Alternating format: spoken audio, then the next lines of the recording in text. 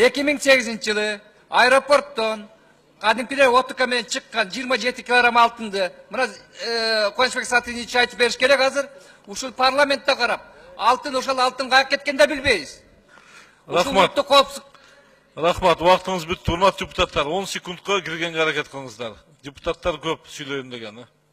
Жооп бериңиздер. Насколько это уголовное дело, если оно было, оно не в составе сейчас.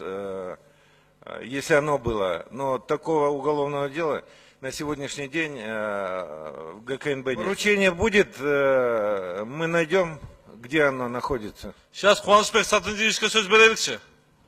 Мына берип атабыз азыр. Саламатсыздар, урматтуу депутаттар, урматтуу төрага. Рахмат сиздерге бул маселени көтөрүп аткан комиссияга да чоң рахмат. Бул маселе боюнча мына коррупция комитетинин төрагасы депутат Мадылбеков бир нече жолу мага да суроо берген.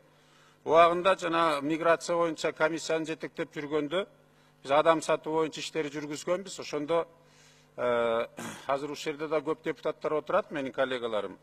Ошондо Таштемир Айтбаев ГКНБнын председатели болчу. Анан ушу адам сатылган самолет эртең учкан атат деп биз айтсак, ал киши айтты, сен анда жоктон комиссиянын токтомун чыгарып бергиниң. Бул эл аралык самолетту мен токтото албайм депчи. Анан мен комиссияны чогултуп туруп, жыйынтыгын чыгарып туруп колуна бергем. Эртеси самолетту токтоткондо мен дагы баргам. Ошол жерден кишилер жок болуп чыкты, себеби погранвойска ал убакта ГКНБнын составында болчу. Ал бири-бирине информация кетти го, билет жок болсо да самолеттун 3/4 бөлүгү орду бош болчу. Анан багажын аңтарганда 27 слитка алтын чыккандыгы чындык.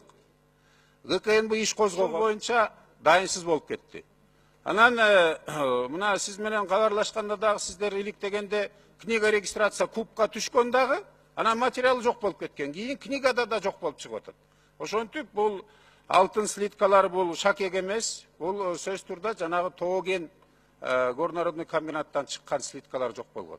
Мындай факты мына 2010 жылы дагы апрель айында банктагы ячейкадан Курманалиевдин аялынын качып кеткен министрдин аялынын дагы ячейкасынан чыккан слиткалар, бирок дайынсыз жок. Тилекке каршы бүгүн маалымат жок.